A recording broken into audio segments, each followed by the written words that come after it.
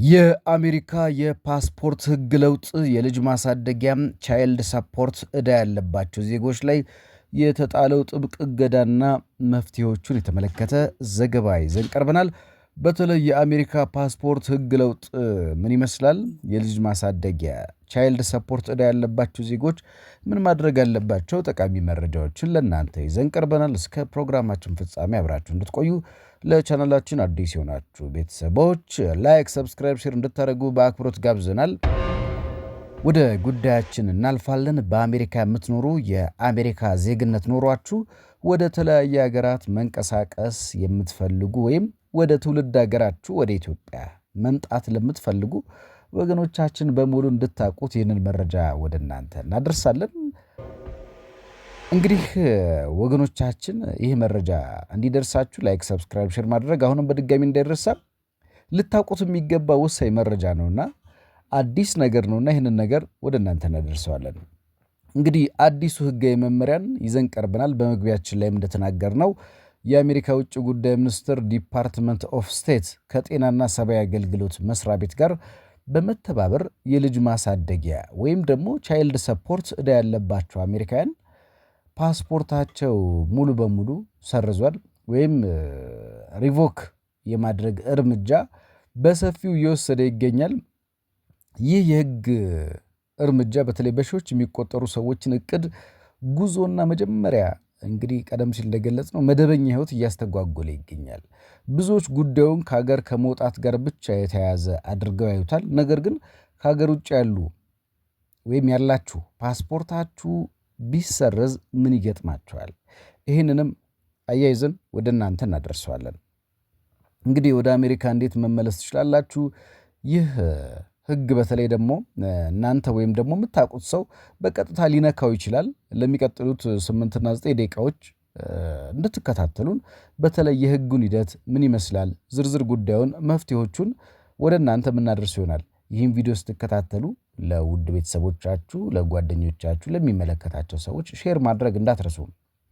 እንግዲህ የሕጉ መሰረት ወይም ደግሞ የሕጉ መሰረትና የፌዴራል ፓስፖርት ፕሮግራም በተለይ ይህ የመጀመሪያው ሕጉ እንዴት ነው የሚሰራው የሚለው እንመልከትና የአሜሪካ መንግስት ሕፃናትን የመንከባከብና ወላጆች ኃላፊነታቸውን እንዲወጡ የማስገደድ ስልጣኑን ተጠቅሞ የፈጠረው ስርዓት ነው።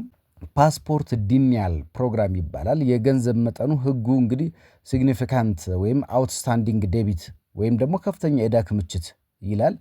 እንደ አሜሪካ የፌዴራል ሕግ አንድ ወላጅ ያለበት አጠቃላይ የልጅ ማሳደጊያ ዕዳ $2,500 በላይ ከሆነ ስሙ በቀጥታ ወደ እገዳ መዝገብ ይተላለፋል። እንግዲህ መረጃው እንዴት ይተላለፋል የሚለውን ጉዳይ እንዴት ነው የሚተላለፈው ታዲያ እንዴት ሊሆን ይችላል የሚለውን ነገር በዝርዝር እንመለከተዋለን። በተለይ እያንዳንዱን ክልል ስቴት የራሱ የሆነ ቻይልድ ሰፖርት ኤጀንሲ አለው። እንግዲህ ግለሰቡ ክፍያ ሲያቋርጥና ዕዳው $2,500 ሲሞላ ክልሉ መረጃውን ለፌዴራል የሕፃናትና ቤተሰብ መምሪያ መስሪያ ቤት OCSE ይሰጣል ማለት ነው።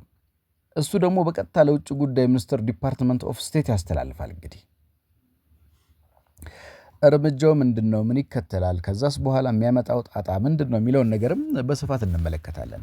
በተለይ በተለያየ ሀገራት በአሜሪካን ሀገር ለምትኖሩ እንዲሁም በተለያየ ዓለም ላይ ስደተኛ ሆናችሁ እየኖራችሁ ያላችሁ ሕጋዊ በሆነ መንገድ የሚሄዳችሁ ኢትዮጵያውያን ብዙ ጊዜ መረጃዎቻችን ለእናንተ የሚጠቅሙ መልእክቶቹ ደግሞ ምናልባት ካላችሁበት ሀገር ሁኔታ ጋር ጠቃሚ ሊሆኑ ስለሚችሉ ቻናላችንን ዘውትር ብትከታተሉ ላይክ፣ ሰብስክራይብ፣ ሼር ብታደርጉ ይጠቅማችኋል። የውጭ ጉዳይ ሚኒስቴር መረጃው እንደደረሰው ግለሰቡ አዲስ ፓስፖርት እንዳያወጣ፣ የነበረውን እንዳያድስ ወይም ከሀገር ውጭ ከሆነ ፓስፖርቱን ውድቅ ለማድረግ ወይም ሪቮክ እንዲሆን ያደርጋል። ይህ ማለት በአየር ማረፊያ ላይ ወይም ኤምባሲ ውስጥ በድንገት ፓስፖርታችሁ የማይሰራ መሆኑን ልትረዱ ትችላላችሁ። ለዚህ ነው ጥንቃቄ የሚያስፈልገው። በተለይ ደግሞ ጉዳዩን ጠንቀቅ ብሎ ማየት የሚያስፈልገው። ከሀገር ውጭ ባሉ ዜጎች ላይ የሚኖሩ ከባድ ተጽዕኖዎችን ስንመለከት ደግሞ እንግዲህ የአውሮፕላን ማረፊያ ፍተሻዎችንና የኤምባሲ መስኮቶችን ሊዘጉብን ይችላሉ። አሁን ላይ ደግሞ ከአሜሪካ ውጭ ለምሳሌ በኢትዮጵያ፣ በአውሮፓ፣ በሌላ ሀገር ለሚኖሩ ዜጎች የሚኖረውን ከባድ ተጽዕኖ እንመለከታለን። እንግዲህ በተለይ ደግሞ አንድ ሰው ከሀገር ውጭ ያለ ፓስፖርቱ ከተሰረዘ የሚከተሉት ቀውሶች ሊገጥሙት ይችላሉ። በተለይ ያልተገባ ሁኔታዎች ውስጥ ሊገባ ይችላል። የመንቀሳቀስ መብቱ ሊታገድ ይችላል። ወደ ሌላ ሶስተኛ ሀገር ለመጓዝ የአየር መንገድ ትኬት መቁረጥም ሆነ ድንበር መሻገር አይቻልም። ይሄ ነው እንግዲህ ነገርየውን ከበድ የሚያደርገው። የቪዛና የነዋሪነት አደጋ በሄዱበት ሀገር ያላቸው ቪዛ ወይም ነዋሪነት ፈቃድ ሬዚደንስ ፐርሚት ከፓስፖርታቸው ህጋዊነት ጋር የተያዘ ስለሚሆን ህገወጥ ሊባሉ ይችላሉ ወይም ልትባሉ ትችላላችሁ። እዚህ ላይ ጥንቃቄ ያስፈልጋል። ሌላው መደበኛውን ፓስፖርት ተጠቅሞ ወደ አሜሪካ መመለሻ በረራ ላይ መሳፈርም አይፈቀድም። ይህ ሁኔታ በስደት ወይም በጉብኝት ላይ ያሉ ሰዎች ትልቅ ድንጋጤ ውስጥ የሚከታቸው ጉዳይ ነው። በተለይ የኤምባሲው መፍትሄ በተለይ ደግሞ ሊሚትድ ፓስፖርት ምንድነው ብለን ስንመለከት የአሜሪካ ኤምባሲ ይፋዊ አሰራር መመሪያዎች በጽሁፍ ያብራራል። በተለይ ታዲያ መንግስት ከሀገር ውጭ የቆረጡትን ዜጎች እዚያው ጥሏቸው ይጠፋል። መልሱ ደግሞ ይህ አይደለም። ህጉ ለዚህም መፍትሄ ያስቀምጧል። ፓስፖርት መንገዱን ካወቁ ብዙ ጊዜ በአቅራቢያው ወደሚገኘው የአሜሪካ ኤምባሲ ወይም ቆንስላ በአስቸኳይ በመሄድ የፓስፖርት አገልግሎት ቀጠሮ ማስያዝ አለቦት። ጊዜ ፓስፖርት ወይም ደግሞ ሊሚትድ ፓስፖርት ማውጣት ኤምባሲው ጉዳዩን ካጣራ በኋላ ሊሚትድ ፓስፖርት የዚህ ፓስፖርት ባህሪ ይህ ፓስፖርት የሚያገለግለው በተለይ ቬልድ ኦንሊ ፎር ዳይሬክት ሪተርን ቱ ዩናይትድ ስቴትስ ለሚለው ብቻ ነው። ማለትም ከአገሮ ተነስተው በቀጥታ ወደ አሜሪካ ለመግባት ብቻ የሚያገለግል ሲሆን በመንገድ ላይ ወደ ሌላ ሀገር መዞር መጎብኘት አይፈቀድም። እንግዲህ መድረሻው አሜሪካ መሆኑ ብቻ ሲረጋገጥ ብቻ ነው የሚሰጠው። ይህ የሚደረገው ግለሰቡ ወደ አሜሪካ ምድር ተመልሶ ያለበትን የቤተሰብ እናም የህግ ግዴታ ፊት ለፊት እንዲጋፈጥ ለማድረግ ነው። እንግዲህ ከእገዳው መዝገብ መውጫ መንገዶች እና ህጋዊ ሂደቶች ምንድን ናቸው የሚለውን ለማጠቃለያ እንመለከት። እንግዲህ ደረጃ በደረጃ የሚከተሉት የክፍያ ስምምነቶች መመሪያዎች እንደሚከተሉት ናቸው። ከዚህ በፊት እንግዲህ ከአዙሪት ወጥቶ መብትና ሙሉ ፓስፖርትን ፉል ቫሊዲቲ ፓስፖርት መልሶ ለማግኘት ምን መደረግ አለበት የሚለውን ስንመለከት በተለይ እዳው ሲከፈል መብቱ ይመለሳል። ነገር ግን ሂደቱ ጥንቃቄ ይፈልጋል። እዳውን ሙሉ በሙሉ መክፈል ከተቻለ የተጠራቀመውን የቻይልድ ፓስፖርት እዳ ሙሉ በሙሉ መክፈል።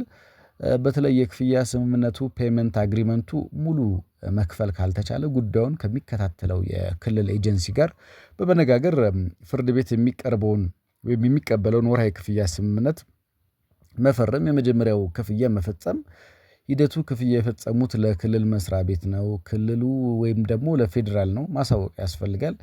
ለውጭ ጉዳይ ሚኒስትር ስሙ ከእገዳው ላይ እንዲነሳ ይላካልና ይህ የመረጃ ሰንሰለት ከ2 እስከ 4 ሳምንታት ሊወስድ ይችላል። ስለዚህ ስሙ ከእገዳው ላይ እንዲነሳ ወይም መነሳቱን የክልሉ መስሪያ ቤት ሲያረጋግጥ አዲስ ሙሉ ፓስፖርት ማግኘት ይችላሉ።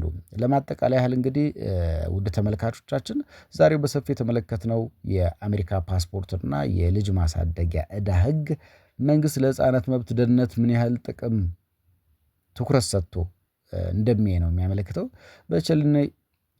ብዙ ጊዜ በቸልተኝነት ወይም መረጃው ባለመኖሩ ምክንያት ወደ ውጭ ሀገር ተጉዘው በትልቅ እንግልት ውስጥ የሚወድቁ ዜጎች ቁጥራቸው ቀላል አይደለም። ስለዚህ ከሀገር ከመውጣታችሁ ወይም ፓስፖርት ለማደስ ከመሞከራችሁ በፊት ምንም አይነት ያልተከፈለ ዕዳ ወይም የፍርድ ቤት እገዳ አለመኖሩን ማረጋገጥ ተገቢ ነው። ለበለጠ እንግዲህ ዝርዝር መረጃ የአሜሪካ የውጭ ጉዳይ ሚኒስቴር ይፋዊ ድረ-ገጽን መጎብኘት ትችላላችሁ።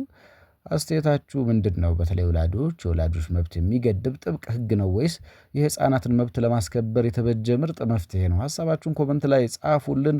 ይህ መረጃ ለብዙዎች እንዲደርስ ቪዲዮ ላይክ፣ ሼር በማድረግ እንድታደርሱልን ጋብዘናል። ለቻናላችን አዲስ የሆናችሁ ሰዎች መሰል ጠቃሚና ወሳኝ መረጃዎች፣ ወቅታዊ ጉዳዮች እንዲደርሷችሁ ቻናላችንን ላይክ፣ ሰብስክራይብ፣ ሼር በማድረግ የደወል ምልክቷን በመጫን ስለምትከታተሉን እጅግ ከልብ እናመሰግናለን። በሌላ ጠቃሚ መረጃ እስክንመለስ ድረስ ሰላም ቆዩን። አበቃን። ዜና ፕላስ